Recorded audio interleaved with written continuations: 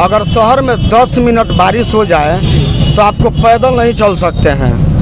सिर्फ नाम का नगर परिषद है। और मैं जनता जनार्दन से ये वादा करता हूँ कि अगर रितिका कुमारी को मौका मिलता है तो गोपालगंज का जो नगर परिषद है, अगर उप सभापति बनती है तो स्टेट लेवल पे पूरा समर्थन है। बोलने के लिए तो सभी प्रत्याशी बोलते हैं, लेकिन मैं अगर मुझे मौका मिलेगा तो मैं ये वादा नहीं, अपना काम करके दिखाऊंगी। और अगले 5 सालों में देखिएगा कि शहर का विकास। मौका नहीं दिया, अगर जनता जनार्दन मुझे मौका देती है तब। रंजन जी समाज के एक ऐसे व्यक्ति हैं जो छात्र हित के लिए हमेशा लड़े हैं। अगर इनको मौका मिलता है तो ये आम लोगों के हित के लिए भी लड़ेंगे, ऐसा लोगों का भी विश्वास है, हम लोगों का भी। आपका शुभ नाम क्या होगा? रविरंजन प्रसाद, गोपालगंज। आपकी पत्नी चुनावी मैदान में है? बिल्कुल, रितिका कुमारी जो मेरी पत्नी है वो चुनाव मैदान में है, नगर परिषद उप सभापति। आप लोग मैम, आपका शुभ नाम क्या होगा? रितिका कुमारी, गोपाल उप सभापति गोपालगंज। पहली बार चुनावी मैदान है जी। मतलब आप लोग का चुनावी एजेंडा क्या है जिसपे आप चुनाव लड़ रहे हैं? हमारा चुनावी एजेंडा यही है कि नगर का विकास। गोपालगंज कहने के लिए नगर है लेकिन शहर है, लेकिन यहाँ पे बहुत बड़ी समस्याएं हैं, बहुत सारी समस्याएं हैं। जिस पे गंदगी, पर्यावरण नहीं है, जहाँ पे पेड़ पौधा लगाना, साफ सफाई करवाना, लाइट की व्यवस्था करवाना, जगह जगह हैंडपंप लगवाना, यही मेरा मुख्य एजेंडा है। और अगर मुझे मौका मिलता है तो मैं इस एजेंडे पे खड़ी उतरूँगी। मतलब आपका जो चुनावी, अभी आपने जो एजेंडा बताया, चुनावी जो मुद्दा बताया, क्या इसके पहले इन सबों पे काम नहीं हुआ है? नहीं, मेरे ख्याल से तो देखने से अभी तक नहीं हुआ है।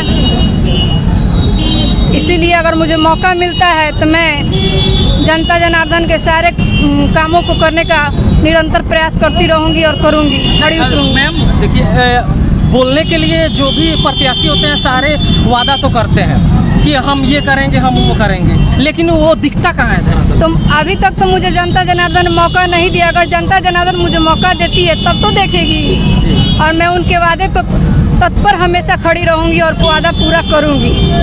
बोलने के लिए तो सभी प्रत्याशी बोलते हैं, लेकिन मैं अगर मुझे मौका मिलेगा तो मैं ये वादा नहीं, अपना काम करके दिखाऊंगी। और अगले 5 सालों में देखिएगा कि शहर का विकास कहाँ से कहाँ तक पहुँचा है।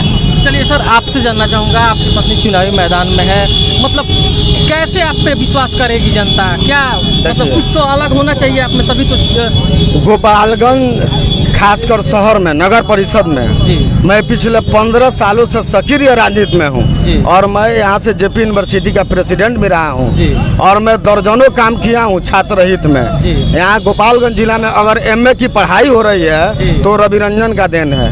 तत्कालीन कुलदीप नारायण कलेक्टर थे गोपालगंज में, हमने 36 घंटा अनशन करके और शहर के जो 2 कॉलेज है, महिला महाविद्यालय और कमला राय महाविद्यालय, उसमें 2 यूनिट सीट बढ़वाने के काम के साथ साथ एमए की पढ़ाई शुरू कराने का मैं काम किया था। बहुत अच्छा। और समय समय पे मैं व्यवसायी का समस्या हो, छात्र का समस्या हो, सफाई कर्मचारी का समस्या हो, लगातार मेरा संघर्ष जारी रहता है।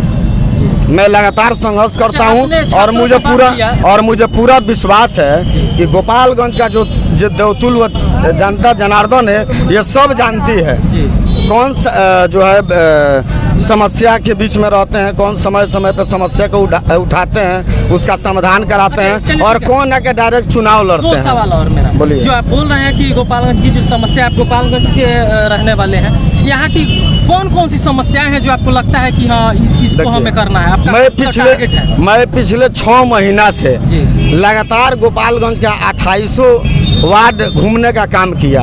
मैंने बहुत सारे दर्जनों वार्ड में ये देखा कि कहीं स्लैब टूटा हुआ है, नाले का सफाई नहीं है। अगर शहर में 10 मिनट बारिश हो जाए तो आपको पैदल नहीं चल सकते हैं। सिर्फ नाम का नगर परिषद है। और मैं जनता जनार्दन से ये वादा करता हूँ कि अगर रितिका कुमारी को मौका मिलता है तो गोपालगंज का जो नगर परिषद है, अगर उप सभापति बनती है तो स्टेट लेवल पे नाम होगा। छात्रों का आपने बात किया, अपना जो जेपी यूनिवर्सिटी है काफ़ी लेट है सत्र। बिल्कुल, बहुत कठिनाई होती है।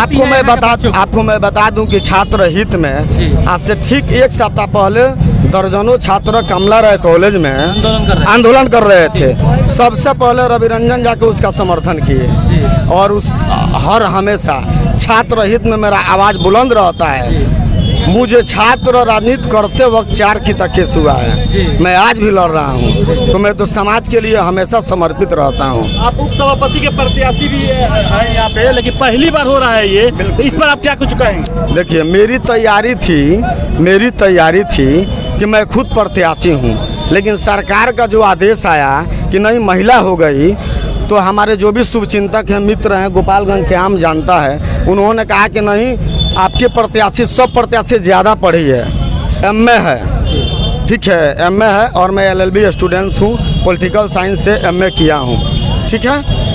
तो हमने जनता के मांग पे इनको प्रत्याशी बनाया, और हम दोनों आदमी मिल के एकदम विकास का झंडा बुलंद करेंगे। आप लोगों को क्या लगता है, आप लोग समर्थन देने के लिए आए हैं, क्या आपके जो वादा कर रहे हैं आपके विश्वास पर ये खरे उतरेंगे? पूरा समर्थन है।